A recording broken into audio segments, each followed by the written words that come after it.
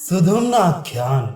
श्री भानुदेव ने कहा, जो ईश्वर का तेज है वह सर्वत्र गमन करने वाला है, और यदि परम पद प्राप्त करने की इच्छा है तो केवल उनके ही शरणागत में चले जाओ। वे ही समस्त भूतों में स्थित है।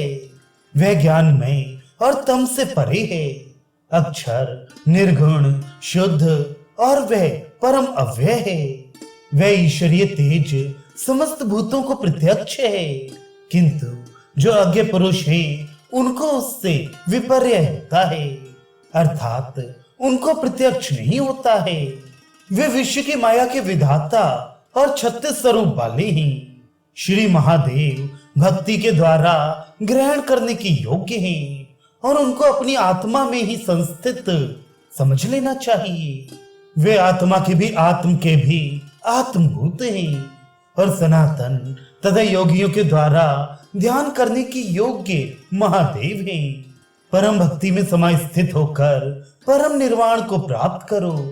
अनेक प्रकार के तीर्थों की यात्रा और बहुत तरह के यज्ञ किए, और जब जीव जन सहस्त्रों जन्म धारण कर लेते हैं तब कहीं भगवान शिव के चरणों में भक्ति उत्पन्न हुआ करती है। भगवान शिव की भक्ति के लेश मात्र से ही परम अक्षय धर्म होता है। वेदों के ज्ञाता पुरुष यही कहते हैं कि शिव से पर कोई भी धर्म नहीं है। तत्वदर्शी मुनियों के द्वारा बहुत प्रकार का धर्म बतलाया गया है। भगवान शिव जी भक्ति में अक्षय पर धर्म है, और शिव धर्म सनातन अर्थात सर्वदा चले आने वाला है। यज्ञ से, तीर्थ से, जय से और दान से बहुत साधनों वाला धर्म होता है। वह धर्म साधनों और प्रार्थनाओं के क्लेश वाला होता है तथा पराई संपत्ति के दुख का देने वाला हुआ करता है। जो यह शिव भक्ति रूप धर्म है, यह किसी भी साधन की अपेक्षा नहीं रखता है। यदि सहस्त्रों जन्मों में संचित किया हुआ पाप मेरु पर्वत के समान है तो उसको भी अपरिमित तेज वाले भगवान शंभु की शक्ति भस्म कर दिया करती है।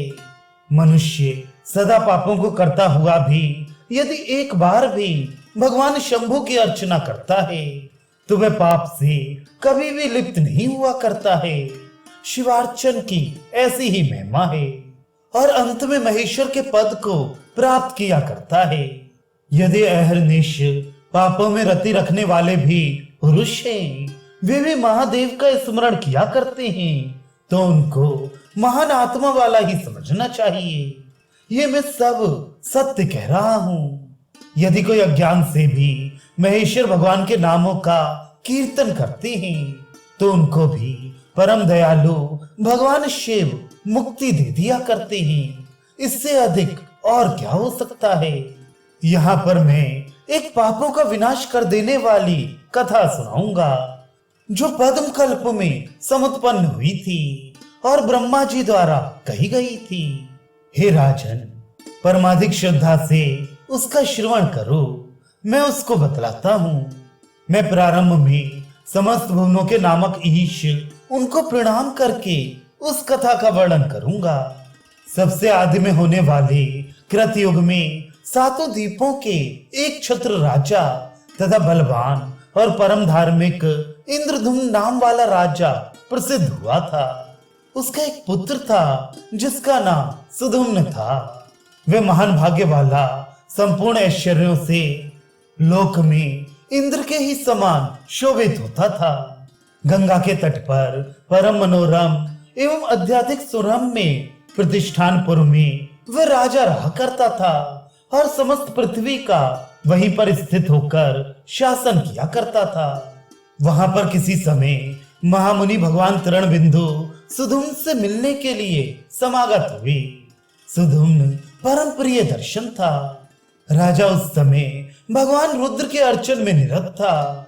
उस समय समागत मुनि को देखकर महाबाहु राजा ने अर्चा को उद्भासित करके उठ गया और हाथों को जोड़कर खड़ा हो गया। यथावत मुनि को अभिवादन करके इसके अनंतर उसने मुनि के बैठने के लिए उत्तम आसन दिया। तथा विधि विधान के साथ मधुपर्क आदि सभी पूजनीय उपचार उनकी सेवा में समर्पित किए। राजा ने कहा, हे मुनि श्रेष्ठ, आज मैं परम धन्य एवं कृतार्थ हो गया हूँ और ये मेरा जीवन भी आज सफल हो गया है, क्योंकि आप स्वयं कृपा करके मुझे दर्शन देने के लिए मेरे घर पर पधारी हैं। हे ब्राह्मण, आप तो परम सुहृद हैं। आप यहाँ किस प्रयोजन से पधारे हैं? मैं तो परम कृतकृत्य हो गया हूँ। आप तो विशेष रूप से भगवान शंकर के भक्त हैं। आपको इस लोक में कुछ भी दुर्लभ वस्तु नहीं है।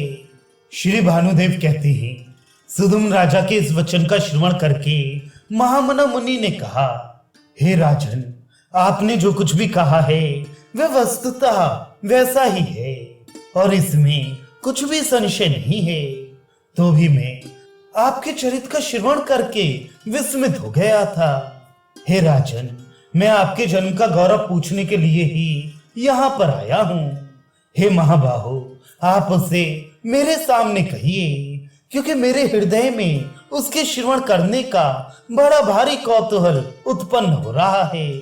राजा सुधुम ने कहा, हे मुनिवर, मैं अपने प्रथम जन्म में गोमती के तट पर एक व्याध था।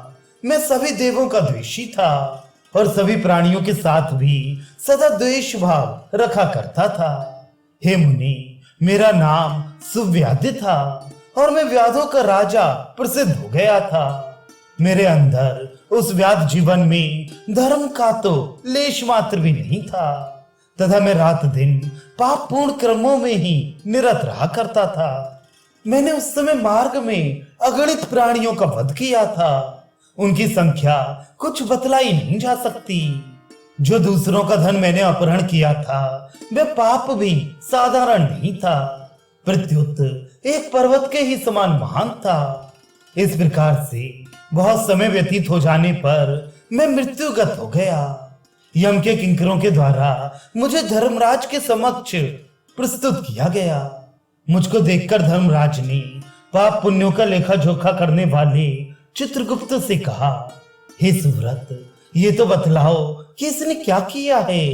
क्या इसके जीवन में धर्म का भी थोड़ा बहुत लेश है? चित्रगुप्त ने कहा, इसने जो पुण्य किया है वह ऐसा है कि मेरे द्वारा कहा नहीं जा सकता है। उसको विश्व में व्याप्त रहने वाले एक भगवान महेश्वर ही जानते हैं। यद्यपि ये कोई पुण्य का कार्य है, ये जानकर इसने नहीं किया था। ये सदा आहर, प्रहर इत्यादि नामों का संकीर्तन किया करता था। इन दोनों के शब्दों के कथन का अर्थ अपहरण करो और मार डालो यही होता था, किंतु इन दोनों शब्दों में हर का नाम आता है। उसी पुण्य से जो भी कुछ इसके जीवन में दुष्कृत थे वे सब भस्म हो गए थे। अब इसमें पाप का लेश मात्र भी शेष नहीं रह गया है। मेरी बुद्धि तो यही निश्चय करती है। राजा सुधुम ने कहा, श्रीमान चित्रगुप्त के इस वचन को सुनकर धर्मराज ने उस सुव्याधि का विधि पूर्वक यथावत पूजन किया। इसी बीच में वहां पर सब कामनाओं के पूर्ण करने वाला एक विमान आ गया, जो 10,000 सूर्यों के समान दीप्तिमान और दिव्य स्त्रियों से समन्वित था। उस विमान को देवदूत वहां लाए थे और उनके द्वारा मुझसे कहा गया कि हे मुनि श्रेष्ठ, इस पर सवारूढ़ होइए। मैं भी उस पर चढ़कर तथा धर्मराज की आज्ञा प्राप्त करके अमरावती में चला गया। फिर वहां पर 10 सहस्त्र युगों तक मैंने महान भोगों का उपभोग किया और इसके उपरांत मैं ब्रह्मा जी के सदन में चला गया, जहां पर ब्रह्मा जी के द्वारा मेरी पूजा की गई। वहां पर मैं एक कल्प तक अभीष्ट भोगों का उपभोग करके उसके पश्चात शेष कर्मों का फल भोगने के लिए इस महितल पे आ गया हूँ। हे सुव्रत, यहाँ पर मैं राज ऋषि इंद्रधुम्न के कुल में समुत्पन्न हुआ हूँ। हे मुनि, मैं अभी भी भगवान शूली के प्रभाव से अपनी पहली जात का स्मरण करता हूँ, अर्थात भगवान शंकर का ही ये प्रभाव है जिससे अपने प्रथम जन्म की बात अभी तक मुझे याद है।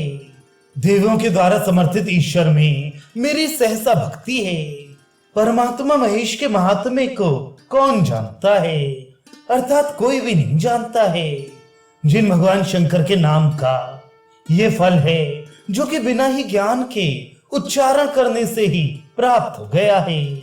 जो मनुष्य उनके नाम के महात्म्य को जानकर अमित तेज वाले शंभु के नामों का कीर्तन करता है, उसके तो हाथ में ही मुक्ति स्थित रहा करती है, ऐसा मुनियों ने बतलाया है। भानुदेव कहते हैं, परम बुद्धिमान उस सुधुम्न के संपूर्ण चरित्र को पूर्ण रूप से सुनकर मुनि बारंबार विस्मित हो गए। उस मुनि ने महात्मा श्रेष्ठ राजा सुधुम्न का भली भांति आलिंगन किया और फिर कहा, हे राजन, अब मैं अपने आश्रम को जाता हूँ। इतना कहकर वे वहां से चली गई। हे राजन, ये महान आत्मा वाले सुधुम्न का चरित्र आपको बतला दिया। जो मनुष्य इसको भक्ति की भावना से पढ़ता है वह सीधा ब्रह्मलोक में गमन किया करता है।